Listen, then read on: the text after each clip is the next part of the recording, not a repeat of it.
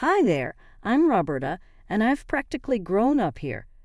Everywhere you look, you see our family's wares, from dinner plates elegant enough for a royal ball to the mug you've used every morning for the last 10 years. It's been quite the journey, being present and witnessing and aiding my parents in the growth of their business. But one day, that all changed. Our next-door neighbor, Mrs. Wilson, from the bakery, stormed in wildly like a tornado cutting through twine.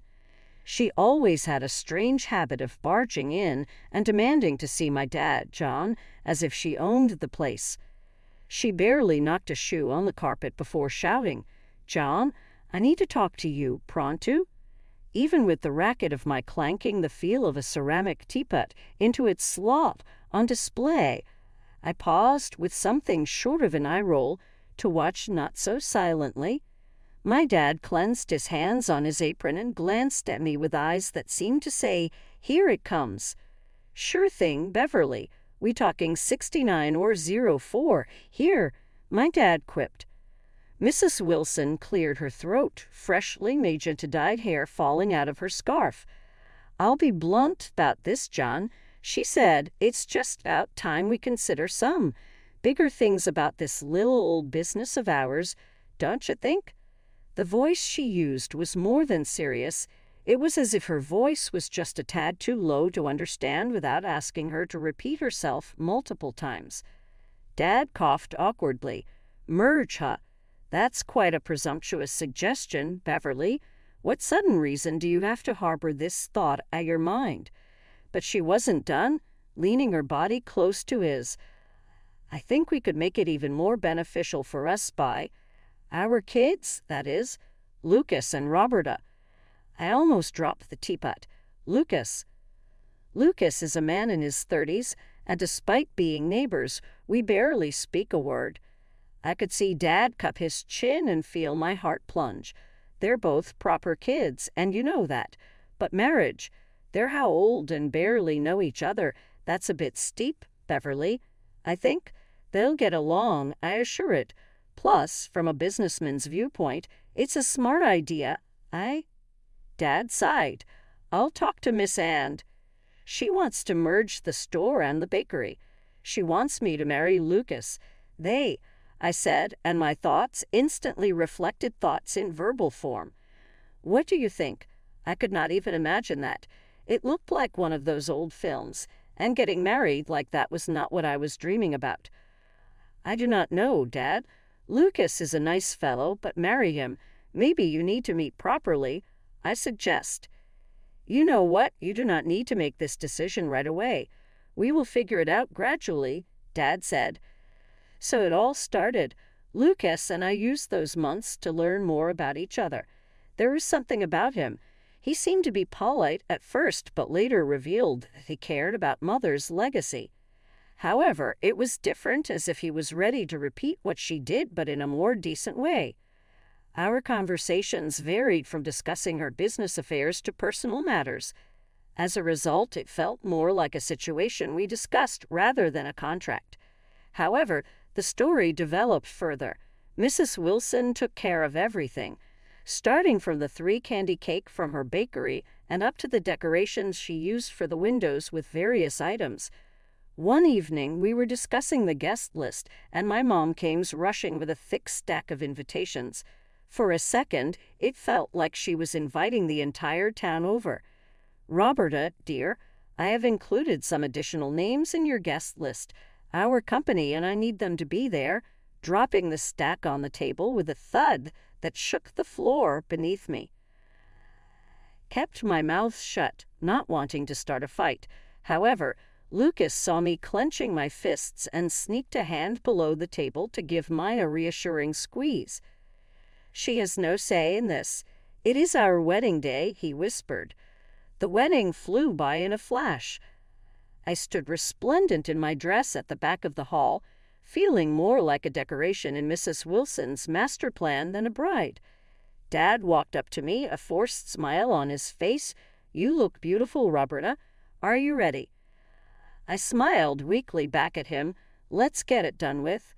In what felt like seconds, The ceremony was over, and Lucas and I were smugly declared as newlyweds. The reception was filled with loud chatter of Mrs. Wilson's cohorts who spoke more about our partnership and what we could create than our union. A few days post our nuptials, the merger was finalized. Both the stores were destroyed into that one big building, with one part being the bakery and the other the tableware section. And Mrs. Wilson was around the store on the opening day, running around as a general in her shop. "Roberta, honey, you've got to make sure those plates are aligned with the symmetry cells of the pastries." Mrs. Wilson's voice cut through the store like a precision knife. "Not quite there, honey. Fix it." I readjusted the plate, while Lucas spent his day in the bakery side, coordinating the bakers. "Hey, Robbie, the scone's gotta be fresh, do you hear?" he shouted over the noise. "I cannot hear this damned plates." "Just a day of the other side, loving the symmetry chaos," he shouted back. The springs seemed to be heavier than usual, and weeks assigned themselves into months.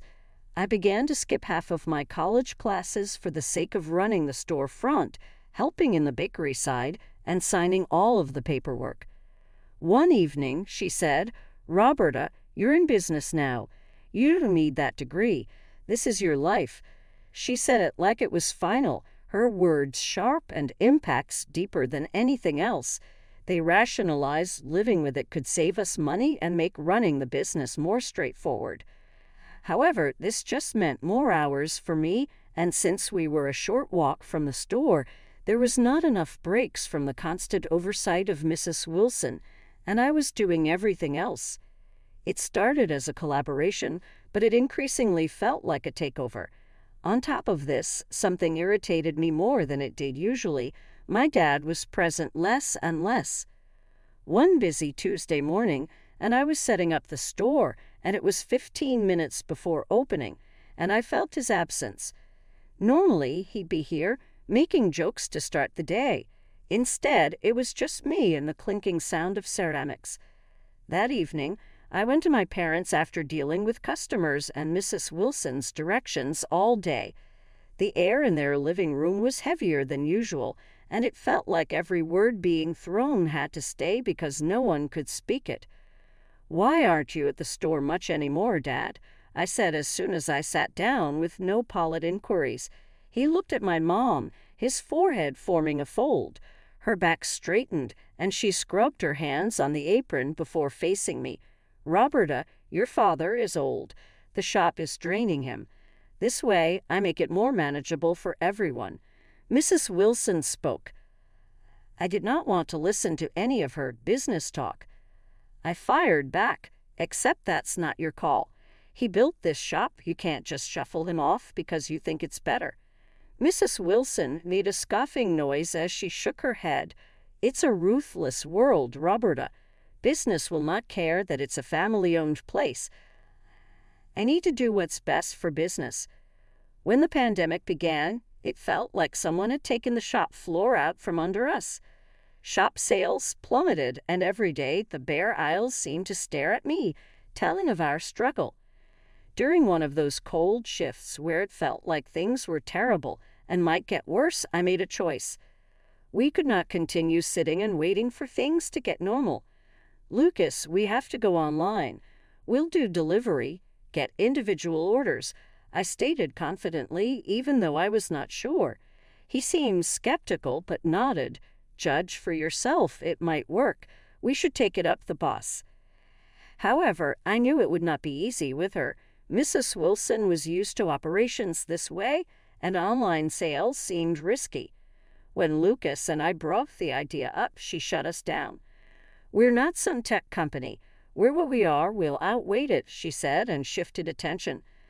I just could not watch everything collapse, so I started it anyway. After delivery was skipped, I used delivery resources to design an online dish community. I bought our accessory products and bakes at night after the bakery closed. Orders began slow, then more came. Keeping it hidden from Lucas and Mom was taxing. I was so tired, burning candles on both ends, between managing our secret sale and my day job at the shop. Nights turned to morning, and I often tiptoed home late after midnight. One night, as I entered without banging my door to prevent awakening anyone in the household, I saw Mrs. Wilson standing in the living room, her arms crossed and expression a combination of rage and sadness. "Roberta, where were you? Look at this house, and your father is asleep. Don't treat him so." "I've been working, Mrs. Wilson. We got a rush of online orders tonight," my voice worn out after too many nights like this one. "Online orders? What online orders?" Her tone sharp and accusatory when it's difficult to describe. I could feel the tension in the air, radiating as Lucas came down, drawn by the noise. "Mom, what's going on?" he inquired, the frustration and the feeling of helplessness reflected in his eyes. "Ask your wife what's going on. She's running some secret side business and neglecting all her duties around here," Mrs. Wilson interrupted, criticizing me in every word. Lucas' gaze met mine, expressing confusion. What's she talking about?" Sighing, I finally gave in, the feelings and fatigue of the last weeks slowly creeping up on me. "I've opened an online store. It's what keeping us afloat with the pandemic and everything. I thought she wouldn't have agreed, so I didn't tell you." Lucas's look was blank, the gaze alternating between me and his mom. "You should have told Anne, Roberta," he concluded before moving to his mom and adding, "and you should have been more open for her ideas." Instead, Mrs. Wilson grimly went, "This is my house, and while you're under my roof, you'll follow my rules, both of you." The argument spiraled from here. Lucas went with his mom this time, usually my ally. "Roberta, you need to learn how to balance your time better, help out around the house more." Each word was a babble in my ears. Defeated and broken-hearted that Lucas couldn't see how hard I worked to save our business, I cut back on the online orders. Mornings were now for cleaning the house. Afternoons spent running the pastry counter were painful. It was everything I had to scale back on to keep peace in my house. On an especially dreary, rain-soaked afternoon, I was straightening up the store hall when I heard the door creak open. A little girl about 8 stumbled in, clothes drenched and sticking to her skin. Her face was covered in streaks of tears as she cried. "Hey there, what happened? Are you okay?"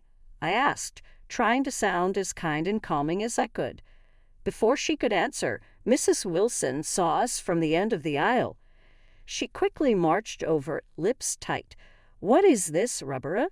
We don't have time for this today. She looks like a beggar. Put her out before other customers see." Her words made my stomach twist in a painful knot. "She's just a child, Mrs. Wilson. She's clearly lost and is in severe need of help," I tried to reason. Lucas overheard his mother, and his face was unreadable as he walked over to us and observed the young girl. "Roberta, Mom is right. We can't have kids like her just running into the store. It's not good for business. Just handle it, okay?" I couldn't believe what I was hearing. "Lucas, she's alone and frightened. We can't throw her back out into the rain." My heart pounded with frustration and sympathy. I ignored them both, leading the girl to a chair and wrapping her in a clean blanket from the back room. Made her a cup of hot chocolate, hoping it would calm her down a bit. Mrs. Wilson, however, was fuming. "This is exactly the kind of distraction we don't need, Roberta. You're responsible for any fallout from this," she warned, her voice sharp. I finally managed to calm the girl down enough to tell me her name was Sophie. She had wandered off from a nearby park and got lost. Just as she started to relax, the police arrived. They thanked me for looking after Sophie and informed me her parents had been frantically looking for her. It turns out she wasn't far from home, not at all. After the police took her away, Mrs. Wilson pulled me aside. Her face was stern and cold, and her voice was monotone as she spoke to me. Lucas just nodded along, not standing up for me. Mrs. Wilson said, "Due to your little stunt, I'm docking your pay. You took time off work to deal with this situation. You will wash dishes for the next 2 days to make up for it." That stung more than I expected it to. Scoring pot after pot, it felt like I was more of a servant than a part of the family. Lucas was always my rock, but now he was just another weight to drag me down. Every harsh word Mrs. Wilson spat at me, every nod Lucas gave, both were a reminder of how trapped I was. One morning, an ordinary customer walked into the store. He was richly dressed, his eyes scanning the establishment like he was looking for something special. When he finally noticed me, he smiled, and I asked if I could help him find anything. After he has rang up his purchases, he thanked me and then paused, his expression turning a bit more serious. "By the way, I'm not sure if you remember, but my daughter was the little girl you helped out last week, the one who got lost in the storm." I was taken aback. I did not expect this twist. "Of course I remember. She was a brave little girl. I'm glad I could help her," I answered sincerely. He smiled warmly and handed me his business card. "Well, I'm really grateful for what you did. If you ever need anything, advice or help with anything at all, just give me a call." I just looked at the card and noticed the term lawyer, Mr. Hayes. That piqued my interest, given the mess the store and the merger were in. Actually, there might be something. Could we maybe talk about a legal matter? Of course, about the business my father used to own with my mother-in-law. I ventured. "Sure," he replied with an encouraging nod. "Why don't you come by my office next week? We can go over everything in detail," he offered. Took him up on his offer, feeling a bit of relief and a bit of anxiety. In his office, I handed him the pile of documents my dad signed years ago, merging our family store with my mother-in-law's bakery. He went through them carefully, his brow furrowing more with every page. After a long silence, he looked up. "There are several significant issues here. The contract has multiple violations, which are quite concerning. I think we have a strong case here if you want to challenge this," and he offered to help me pro bono to set things right. At this point, I felt overwhelmed, but grateful once more. Thank you. I'd like that. It's just hard, you know. It's my husband's family, too." He knew. He nodded his head. "It's not only about business, it's your life we're talking about.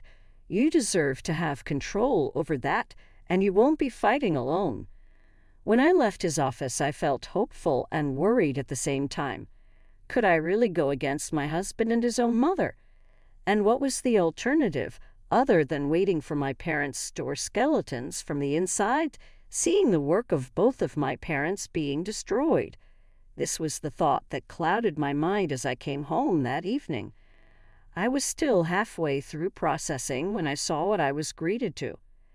Our house was lousy, and there were several weekend guests who laughed, talked, and clinked glasses. I stopped, reeling in the sight before mother-in-law, whose face immediately gained half a serious expression. Within a few minutes, met a slightly drunk gaze with me.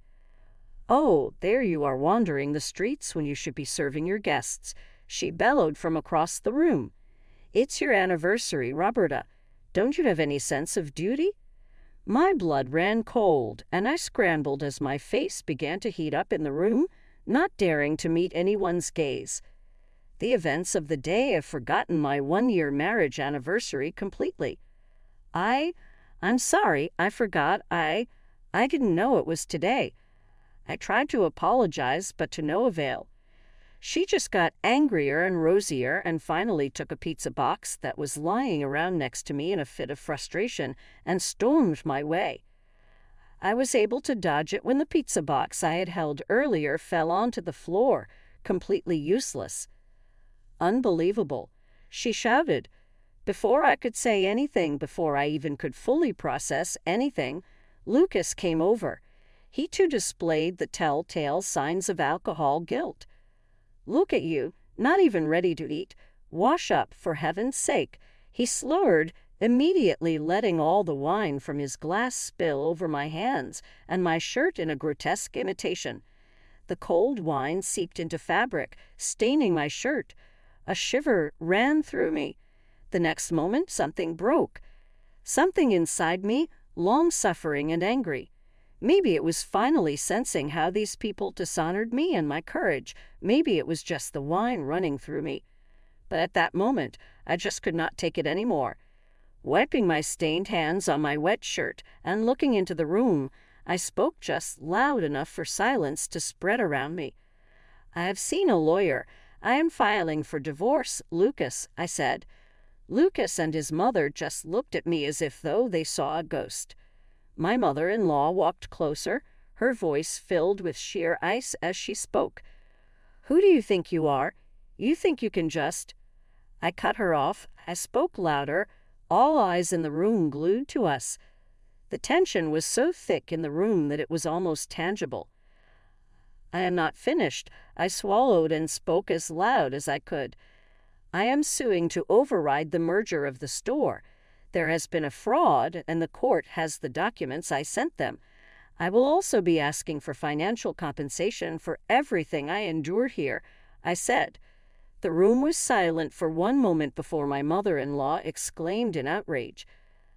I did not wait for more. I quickly turned on the heel and headed upstairs to gather all my things. My mother-in-law followed me, but her voice was no longer cold and hateful. It was desperate. "Roberta, please, let's talk about this. You're overreacting." I stopped, turned, and faced her one last time. Without saying a word, I handed her the business card of the lawyer. "From now on, any communication goes through my lawyer," I said firmly. After that, I walked to our room, my fist tight, but my intentions clear. I only packed essentials, all that I needed to start over. I finally left my mother-in-law's roof, moved into an apartment across town. It was like I felt the fresh air after ages. It was not alone, yet alone, because my father was with me. We were fighting to win back our life. The attorney, Mr. Hayes, was determined to handle our situation. In court, he was a dog. He fought to win our side. After a short while, we got the good news. The court had deemed Mrs. Wilson guilty of fraud. They arranged to break the illegal merger and fined her so much money. I finally got compensated for all the financial losses from that day. It was enough money to help me buy Mrs. Wilson's share in the joint bakery and tableware business my father. Standing in front of the business house again, all legally mine, was a good feeling. "Dad, we did it. It's ours again," I said finally, handing him the keys to the door. We spent the next weeks revitalizing the shop. After every paint coat, every new display on the rack felt like a part of soul claim regained. Mrs. Wilson and Lucas had to find a new job. The loss costs through the case and the fine dried out everything they had saved. I heard about them incurring debts, but the rest— Lucas tried calling once or send a text, but I never replied. I had locked that part of my life away. Now I was thinking of the game to secure our future. With the store and my studies back on track, I continued with college at night. It was a fresh new penny. I was aiming home after a class when Dad closed the shop. Hitting across a well-laid coffee table, Dad joked, "You know, Roberta, start again like this, that's more than I was hoping for, sass mess." "Yes, Dad, that's exactly how I feel. It's like I woke up from a long, bad dream. We have a second life here, and I'm not going to waste it," I said to him with a fresh confidence I didn't have for years. We discussed the business future undertakings, new products we might introduce, the holiday discount sale,